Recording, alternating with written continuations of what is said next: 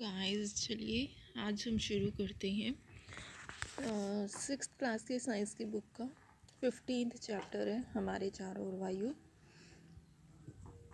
पृथ्वी पर जीवन के लिए वायुमंडल आवश्यक है। ओके, वायुमंडल में कौन कौन से गैसेस हैं? तो देखिए, वायु जो है उसमें नाइट्रोजन है 78%, ऑक्सीजन है 21%, शेष है जिसमें जो शेष बचा हुआ 1% है उसी में आती है कार्बन डाइऑक्साइड, उसी में कुछ अन्य गैसेस भी आती हैं, जल वाष्प आता है, धूल के कण, ये सब उस 1% में है। ठीक है, तो वायुमंडल क्या है? वायु की वो परत जो कि पृथ्वी को घेरे हुए होती है उसे हम वायुमंडल कहते हैं। इस परत का जो विस्तार है वो पृथ्वी की सतह से कई किलोमीटर ऊपर तक है। ट्रोपोस्फेयर क्या होता है? क्षोभ मंडल।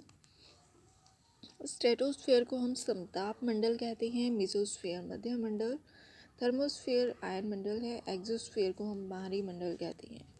तो देखिए, याद करने का तरीका मैं आपको बता रही हूँ। सबसे पहले वाला क्षोभ मंडल होगा जिसे हम ट्रोपोस्फेयर कहते हैं, ठीक है, और सबसे लास्ट वाला बाहरी मंडल होगा जिसे हम एक्सोस्फेयर कहते हैं। और रही बात मिड वाले की, तो वो होगा मेसोस्फेयर या फिर मध्य मंडल। ठीक है, तो देखिए, क्षोभ और मध्य के बीच में आने वाला है समताप मंडल स्ट्रेटोस्फेयर, और मध्य मंडल और बाहरी मंडल के बीच में आने वाला है थर्मोस्फेयर यानी कि आयन मंडल।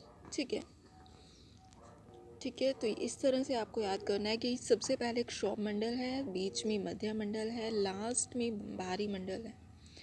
ठीक है, ट्रोपोस्फेयर, मेसोस्फेयर, एक्सोस्फेयर, और उसके बीच में ट्रोपोस्फेयर और मेसोस्फेयर के बीच में स्ट्रेटोस्फेयर है, मेसोस्फेयर और एक्सोस्फेयर के बीच में थर्मोस्फेयर है। तो देखिए, वायुमंडल का संगठन। एटमॉस्फेयर कंपोजिशन, नाइट्रोजन इसमें 78% है, ऑक्सीजन जो है 21% है, आर्गन जो है 0.93% है, कार्बन डाइऑक्साइड 0.03% है, अन्य सभी गैसेस जो बची हैं जिसमें आपकी हीलियम और हाइड्रोजन है। ठीक है, तो ये जो है 0.04%। ओके, वात सूचक क्या होता है? जब वात सूचक घूमती है तो वो उस दिशा में रुक जाती है जिस दिशा में वायु चल रही होती है। ठीक है, तो इसका मतलब इसका कहीं ना कहीं संबंध किससे है? वायु से है, तो इसलिए इसको वात सूचक कहा गया है। पर्वतारोही क्या होता है? पर्वतारोही जो है ऊंचे पर्वतों पर चढ़ाई के समय सिलेंडर अपने साथ इसलिए लेकर जाते थे क्योंकि लेकर जाते हैं क्यों जाते हैं? क्योंकि अत्यधिक ऊंचाई पर क्या होता है, वायु में ऑक्सीजन की कमी हो जाती है। ओके, तो ऑक्सीजन भरी होती है उन सिलेंडर्स में। ठीक है, इसलिए वो अपने साथ लेके जाते हैं क्योंकि जैसे जैसे ऊंचाई पर जाते रहेंगे वहाँ पे ऑक्सीजन कम होती जाएगी। तो इसलिए अगर अपनी ऑक्सीजन उनके पास होगी तो उसका यूज़ करके ऊपर चढ़ाई पर चढ़ सकते हैं। ठीक है, तो नेक्स्ट है हमारे पास कि जैसे जैसे हम वायुमंडल में पृथ्वी के तल से ऊपर की ओर जाते हैं, कि जैसे जैसे हम पृथ्वी की सतह से ऊपर की ओर चले जा रहे हैं तो क्या होगा, वायु में जो है ऑक्सीजन की कमी हो जाती है, और वायु में ऑक्सीजन को कंप्लीट करने के लिए हम सिलेंडर साथ लेकर जाते हैं जो भी पर्वतारोही होते हैं। ठीक है, वायु किससे बनी होती है? तो वायु अनेक गैसों का मिश्रण है, अभी तो बताया, जिसमें कि नाइट्रोजन है, ऑक्सीजन, ऑर्गन, कार्बन डाइऑक्साइड और अन्य सभी गैसेस हैं जिसके अंदर जल वाष्प और धूल के कण हैं। ठीक है, ऑक्सीजन कैसे लेते हैं? तो जल और मिट्टी में वायु जो है उपस्थित होती है।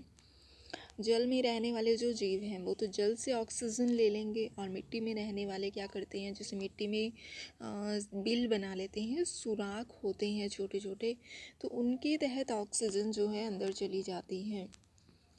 ठीक है, जैसे कि चूहा है, ठीक है, या फिर कीड़े मकोड़े होते हैं, वो भी अपना बिल बना लेते हैं मिट्टी के अंदर। ठीक है, और क्यों? ताकि जो है ऑक्सीजन उन्हें मिलती रहे। मिट्टी के जीव जो हैं गहरी मिट्टी में बहुत से मांड और छिद्र बना लेते हैं।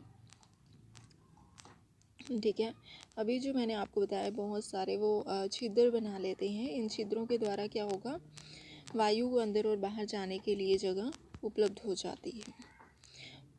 वायु में जल वाष्प विद्यमान होती है, मतलब वायु जो है उसमें, ठीक है, तो वायु में जल वाष्प विद्यमान होता है। और जब वायु ठंडे पृष्ठ के संपर्क में आती है तो इसमें जो उपस्थित जल वाष्प है वो ठंडी होकर संघनित हो जाती है, और जो जल की बूंदें हैं वो ठंडे पृष्ठ पर दिखाई देती हैं। जैसे कि मैंने उस दिन भी आपको बताया था कि मान लीजिए हम ठंडी बोतल को फ्रिज से बाहर निकालते हैं तो उसका जो ठंडा पृष्ठ है उस पर क्या होगा, जल की बूंदें आपको नज़र आएंगी कुछ टाइम के बाद।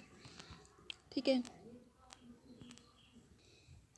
तो देखिए वायु प्रत्येक स्थान पर मिलती है। हम वायु को देख नहीं सकते हैं लेकिन हम वायु को फील कर सकते हैं। ठीक है, पवन क्या होता है, गतिशील वायु को ही हम पवन कहते हैं। चलती हुई हवा को हम क्या कहते हैं, पवन।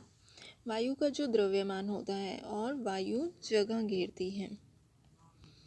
वायु क्या होता है, एक किस्म की गैस होती है, गैस की तरह ही वायु होती है और वायु जो है जगह घेरती है। ठीक है, पादप और जंतु श्वसन प्रक्रिया में ऑक्सीजन का यूज़ करते हैं हम,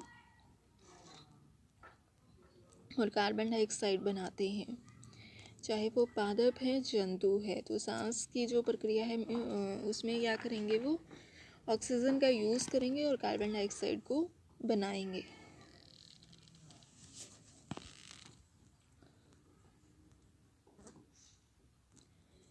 जलीय प्राणी श्वसन के लिए जल में घुली हुई जो वायु है उसका यूज़ करते हैं।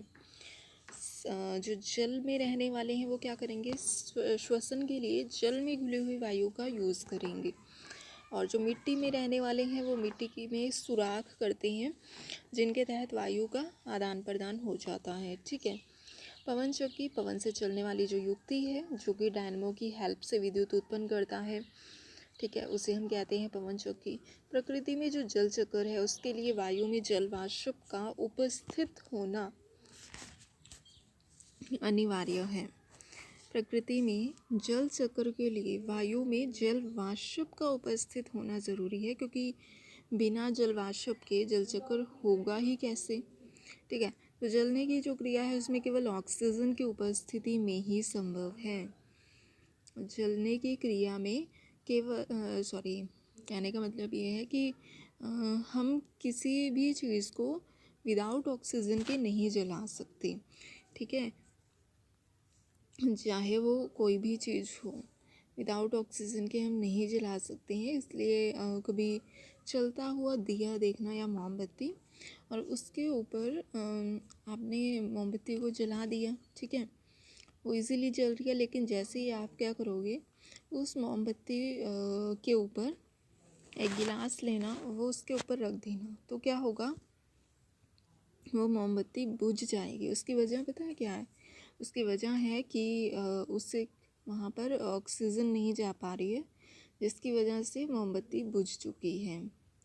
तो अभी कहा ना कि जलने का जो प्रोसेस है वो विदाउट ऑक्सीजन के विदाउट ऑक्सीजन के पॉसिबल नहीं है। ठीक है, तो कार्बन डाइऑक्साइड गैस की जो उपस्थिति है उसमें घुटन महसूस होती है।